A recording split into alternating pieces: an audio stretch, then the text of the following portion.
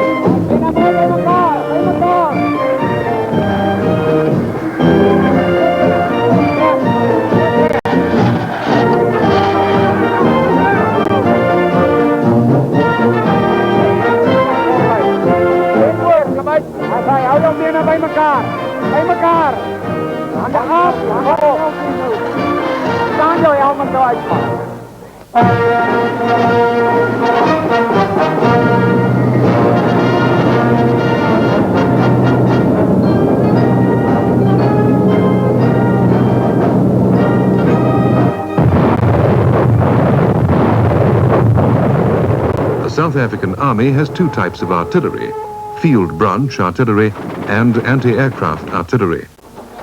It is with artillery that war is made, Napoleon said in 1809. Field branch artillery provides fire support to its own forces in battle.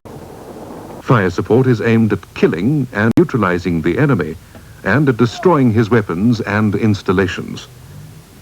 A further role of artillery is to neutralize hostile weapon systems by accurate counter-bombardment so that they cannot be used against our own forces. The primary role of artillery is fire support in battle, but when its resources are employed independently, it becomes a teeth arm in its own right. Infantry component open, kitten uit.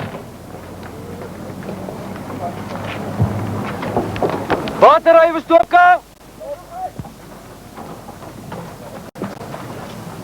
Field branch artillery is synonymous with firepower.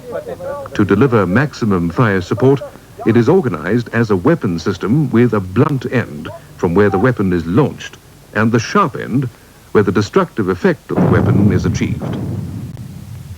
At the sharp end, the artillery provides observation, assists with the acquisition, and advises on deployment firepower.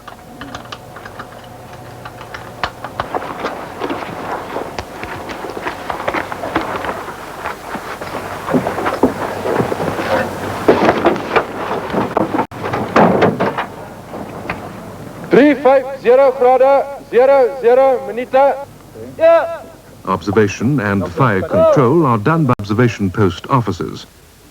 They transmit fire orders and corrections to the gun positions for the delivered target. Observation post officers can be positioned on high ground, can travel in aircraft or armored vehicles, or on foot, with fighting forces to observe fire and transmit fire orders to the blunt end. Further data and artillery intelligence required for fire control are supplied by locating elements. Locating artillery uses sound ranging equipment, radar, and other electronic systems to acquire targets. It also surveys target areas and gun positions and collects meteorological data. This data is transmitted to the blunt end. The blunt end is mainly involved with data processing and fire control. Here, the guns, mortars, and rocket launchers are directed according to the data obtained from observation post officers, locating artillery, and other sources of intelligence. From here, the weapons of the field branch artillery, the projectile or rocket, are launched at the target. Field branch artillery is highly mobile, possesses sophisticated equipment, and its employment techniques ensures rapid, accurate, and destructive fire support. The motto of artillery elsewhere in the world is ubique, everywhere. To this, the South African field artillery has added primus incedere exire ultimus, first in and last out. One of the most effective enemy weapons which can be used against our ground forces is air power. The enemy employs air power to destroy our installations and equipment and to stop the momentum of a ground attack. Anti-aircraft artillery protects our own forces against enemy air power. A further important is to protect installations in the heartland of the Republic against air attacks. The most important characteristic of anti-aircraft artillery is its short reaction time. Fast and low-flying aircraft are not easily traced on radar. This leaves the gunner only seconds to aim and fire his guns accurately at the target. Anti-aircraft artillery employs a variety of guns and missiles that supplement each other against attacking enemy aircraft. The accuracy of the weapons is equally important. Accuracy coupled with height increases the hit and destroy capability of the weapon system. Two 35mm guns, for instance, can deliver more than 100 accurately placed shots within 3 seconds on a target 4 kilometers away. Act quickly, and to be able to deliver accurate fire requires that anti-aircraft weapons be reliable. It is also essential to have efficient ammunition. A single hit by a shell or rocket must be able to destroy an enemy aircraft. The motto of the anti-aircraft artillery is Alta Petty, aim high. The South African Army is the Armored Corps. In the Armored Corps, we find the best combination of firepower and mobility. The cross-country ability of armored fighting vehicles enables them to engage and destroy targets from a variety of firing positions. Accurate, rapid-fire guns deliver destructive, direct-aimed fire on targets. The armor plate of armored fighting vehicles protect the crews from small arms fire and shrapnel. Skilled, resourceful, and determined crews enable the Iron Fist to concentrate firepower or to change rapidly from one target to the other. Snap orders, instant reactions, and reliable radio communications enable armor to act with lightning speed. The prospect of an armored attack with its accompanying shock action is a constant source of anxiety to the enemy.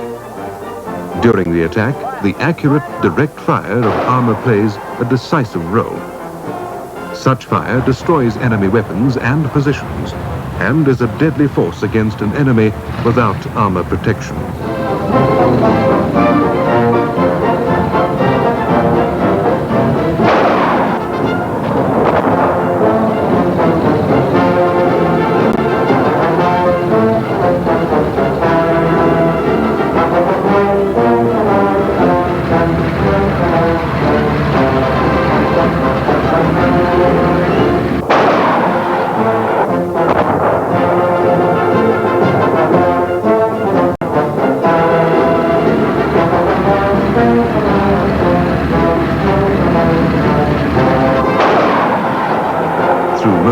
Aggressive action, armor penetrates deep into enemy territory to destroy him, his equipment, and his installations.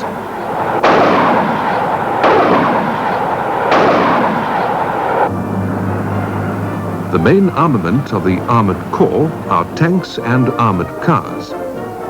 Armored cars are designed to move silently when used in a reconnaissance role. Tanks offer the highest degree of armored protection and have exceptional cross-country performance and immense firepower. Armor is aggressively employed, geared for the attack rather than defense. Armored cars in the South African Army are more heavily armed than in other armies, so that they can be employed more aggressively. Armor makes heavy demands on logistic support. The movement of armor is restricted by certain types of terrain, such as mountains, marshes, and forests. It is, however, still the Corps with the highest firepower and mobility. The slogan of the Armored Corps is, "I will go anywhere, as long as it is forward," because in war, there is no alternative to victory.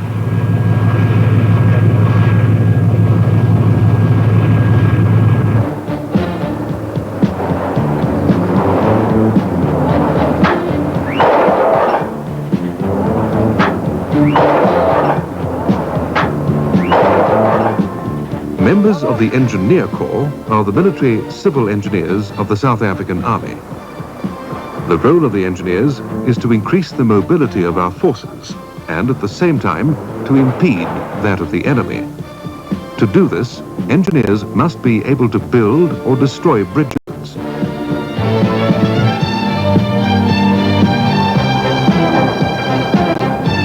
Engineers create obstacles by means of mines, craters, barbed wire, and other material. They locate and destroy enemy mines. Engineers also build field bases and defense works.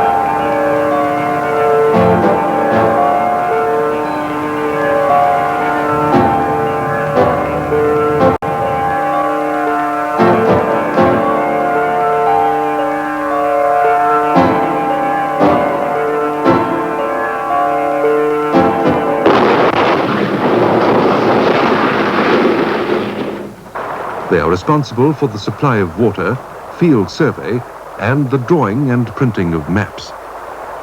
The core badge of the engineers is a bursting grenade. In 1944, King George VI authorized the addition of 2 more flames to the existing 7 in recognition of outstanding service rendered by the South African Engineer Corps during the Second World War.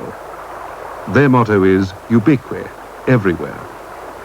The Corps of Signals supplies the internal post and telecommunication services of the South African Army. They supply the telecommunications which integrate the activities of the teeth arms, supporting arms, and supporting services. Signalers use radios, radio telephones, teleprinters, telephone systems, and other telecommunications equipment. The Corps of Signals is also responsible for the maintenance of all electronic equipment. Reliable telecommunications is of the utmost importance in modern warfare. The motto of the Corps of Signals is Kerta Kito, speed with accuracy. The Personnel Services Corps is responsible for the personnel administration of members of the South African Army. Members of this corps are stationed at the various formation headquarters and at units. They take care of the recruiting, selection, and posting of members of the Army. The motto of the Personnel Services Corps is Humani Servi Homini, serve man in a humane way. A fighting force in the field requires vast amounts of war material. The Ordnance Services Corps is responsible for the supply of ammunition, fuel, rations, and other essential items to the fighting elements. Good logistics is the supply of the correct ordnance in the required quantities at the correct time and place. To do this, the Ordnance Services Corps uses road, air, and marine transport. Their motto is Fons sine qua non, the indispensable fountain.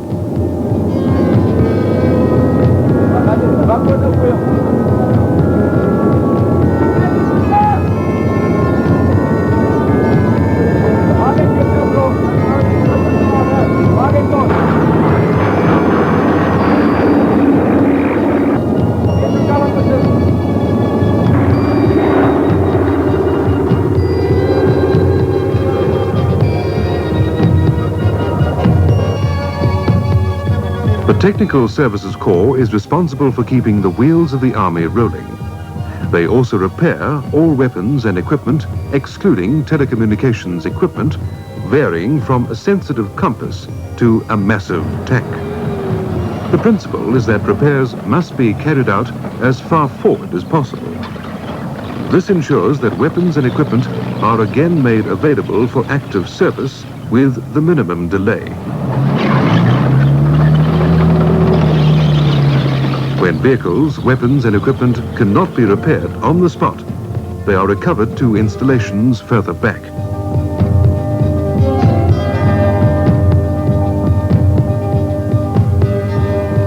A corps of military police is the police force and traffic police of the army. Apart from the role of law enforcers, military police are also responsible for security and protection tasks. During operations, they ensure the smooth flow and proper control of convoys and military columns. Military bands do not accompany fighting elements to the front anymore. Music, however, is still part of the tradition, the ceremony, and the splendor of military occasions. The SA Army Corps of Musicians has 51 bands to supply this music. Napoleon once said, "An army marches on its stomach." Nourishing, well-prepared food plays an important role in the health and morale of the soldier. The SA Catering Corps is responsible for supplying the South African soldier with food. The Corps uses modern kitchens and mobile units of various sizes for use in the field. Chefs are also trained to improvise when modern conveniences are not available. The motto of the Catering Corps is Nutrimus ut animus capiatur. We feed for courage. The Intelligence Corps of the South African Army is responsible for combat intelligence and civic action in the Army. The Corps has representatives at all headquarters in the Army. The motto of the Corps is Exploratio, to explore. The Finance Services Corps runs the Army's financial affairs. These range from paying the individual soldier his salary to the handling of the budget for the purchase of weapons and equipment and all other military requirements. E pecunia ad destinatum, through funds to the goal, is its motto.